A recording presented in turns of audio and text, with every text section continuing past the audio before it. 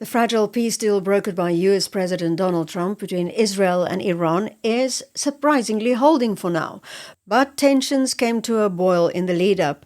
Hours before the truce took effect, Israel launched a new barrage of airstrikes on Iranian targets. Iran retaliated again. That's when a visibly frustrated Donald Trump let loose.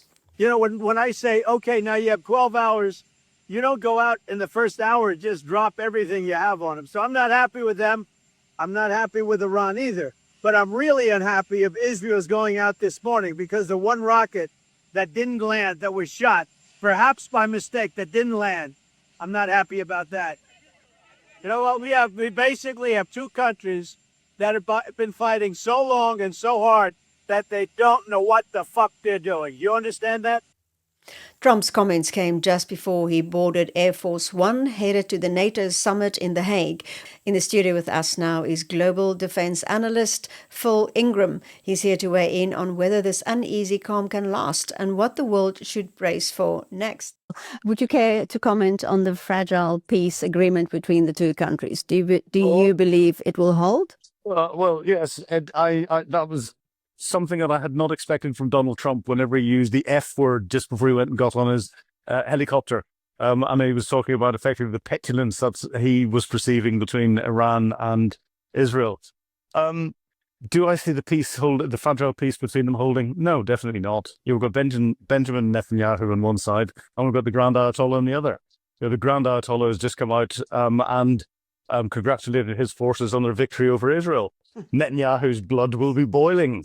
There will be peace for a period of time because, of course, we've got Donald Trump with the biggest of big baseball bats standing over both of them in the guise of his massive ordnance penetrator, 30,000-pound bombs, and the way he managed to get them into Iran and out from Iran without even being noticed by the Iranian air defenses, or if they did, they couldn't react.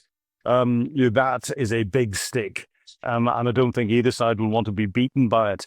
But is it going to lead to a long and lasting peace? No, not a hope. And what about the fact that Trump said that the nuclear capability of Iran has been totally obliterated? Has it? Totally is a very strong word, and obliterated is a very strong word. Iran will have you don't just have a storage site hundreds of meters in hundreds of meters of tunnels or kilometers of tunnels, hundreds of meters under a mountain. Iran had laboratories there. It had scientists there. It had computer systems that it needed there. It had assembly plants there. Those are things that are very difficult to replicate. So even if it got some or all of its enriched uranium out, the uranium is only enriched to 60%. It needs to be taken to 90% to make it fissile. And you then need the manufacturing capability to take that fissile material and turn it into a viable nuclear device. And that requires some very sophisticated manufacturing equipment. I suspect all of that was under these sites that got bombed. So even if they had taken the fissile material away, I think it has really set back the Iranians' nuclear ambitions a long, long way to a point where they may think it is too difficult to try and turn them back on again because they do need more centrifuge capability to get to that 90%. They do need the manufacturing sites. And US and global intelligence agencies are going to be watching very closely for anything that could be going in to replicate what has probably been buried under thousands, if not millions, of tons of rock in various mountain gases. Well, we hope you're right. I hope we're right too. Well, we hope you're right. The other question I wanted to ask, next week there are negotiations again between Iran and the US, apparently, on nuclear. Do you expect anything to come out of that? Is Iran willing to concede or offer anything on the table that they haven't before? Well, yeah, next week the talks between Iran and the United States are interesting. Donald Trump was saying as he was leaving the NATO summit, he turned around, I can't remember whether it was to Marco Rubio or to his Secretary of State or to Pete Hegseth, his Secretary of State for Defense, and saying we need to get an agreement in place. We need to get something on paper, effectively getting them to sign up to say they're not going to try and do this ever again. Whether he does that or not, and whether the Iranians will sign it, I don't think they'll sign anything that blunt. If they sit down and talk, that's a good thing.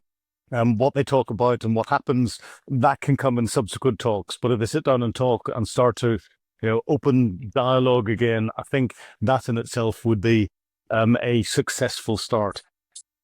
Would it put Israel off to attack again? I think the reliance that Israel has on US support will put Israel off attacking.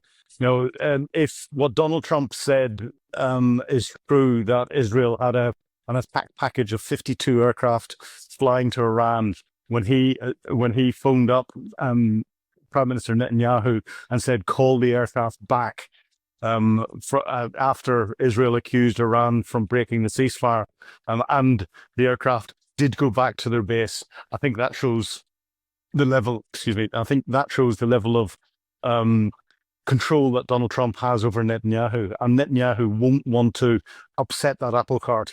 He'll calculate it very carefully. He'll know that at some stage in the future, Donald Trump will get distracted by something else, and Netanyahu may then take that as a time to go back and do something, whether Iran has stimulated it or not. Of course, the one thing that would cause Netanyahu to react immediately is if they thought that Iran actually did have a nuclear warhead, whether it's one that they've produced themselves, or whether it's one that's been supplied by a number of third countries that said they would step in and supply one. Israel, I think, would not wait for US permission, but would react to that, and that would stimulate a massive attack against Iran. So what's the position of China in this conflict between Israel and Iran? Yeah. Between Israel and Iran, China, I think, is sitting on the fence like it's effectively doing Russia. It's providing more tacit support into Russia, more practical support with dual-use items that Russia can take apart and use the electronics in some of the weapons production. But China doesn't want to upset the West from an economic and trade perspective. So we keep hearing Vladimir Putin talking about the very close relationship they've got. We've got Putin visiting Xi Jinping. We've got Xi Jinping going up to the May Day parades. But Xi Jinping is being very clever. He's keeping Putin on side, but he's not upsetting the West too much. What's the old saying? Keep your friends close and your enemies closer.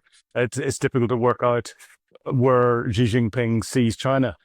Sees Russia. Of course, China is investing heavily in Russia, in getting natural resources from Russia at favorable prices. And we don't know what concessions it's getting for all of that, apart from the tacit support that's in there.